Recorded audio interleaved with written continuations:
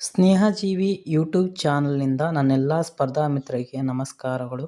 ವಿಶ್ವಸಂಸ್ಥೆಯ ಆಹಾರ ಮತ್ತು ಕೃಷಿ ಸಂಸ್ಥೆ 2026ನೇ ವರ್ಷವನ್ನು ಅಂತಾರಾಷ್ಟ್ರೀಯ ಮಹಿಳಾ ರೈತ ವರ್ಷ ಎಂದು ವಿಶ್ವಸಂಸ್ಥೆ ಘೋಷಣೆ ಮಾಡಿದೆ.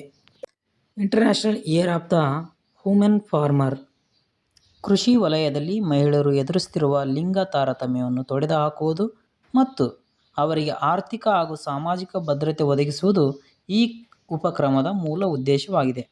ಈ ಉಪಕ್ರಮಕ್ಕೆ IFAD international fund for agricultural development, ಅಂತಾರಾಷ್ಟ್ರೀಯ ಕೃಷಿ ಅಭಿವೃದ್ಧಿ ನಿಧಿ ಮತ್ತು WFD ವರ್ಲ್ಡ್ ಫುಡ್ ಪ್ರೋಗ್ರಾಂ ವಿಶ್ವ ಆಹಾರ ಕಾರ್ಯಕ್ರಮ ಸಹಯೋಗದೊಂದಿಗೆ ವರ್ಷಪೂರ್ತಿ ಜಾಗೃತಿ ಕಾರ್ಯಕ್ರಮ, ಸಂಶೋಧನೆ ಮತ್ತು ನೀತಿ ಚರ್ಚೆಗಳನ್ನು ಆಯೋಜಿಸಲಾಗಿದೆ.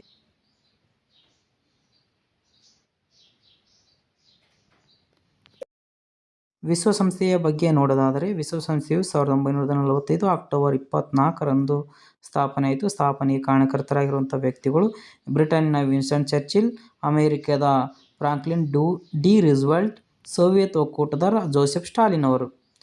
ವಿಶ್ವಸಂಸ್ಥೆಯು ಸ್ಥಾಪನೆಯಾದಾಗ 51 ದೇಶಗಳಿದ್ದವು. ಈಗ ಪ್ರಸ್ತುತವಾಗಿ 193 ದೇಶಗಳು ಇದ್ದಾವೆ. ಕಾಂಪಿಟೇಟಿವ್ ಎಕ್ಸಾಮಲ್ಲಿ ಪದೇ ಪದೇ ಕೇಳಲಾಗುವ ಪ್ರಶ್ನೆ ಅಂದರೆ, ವಿಶ್ವಸಂಸ್ಥೆಯ ಅಧಿಕೃತ ಭಾಷೆಗಳು ಯಾವ್ಯಾವು ಅಂದರೆ Spanish, English, Arabic, Russian, Chinese, French.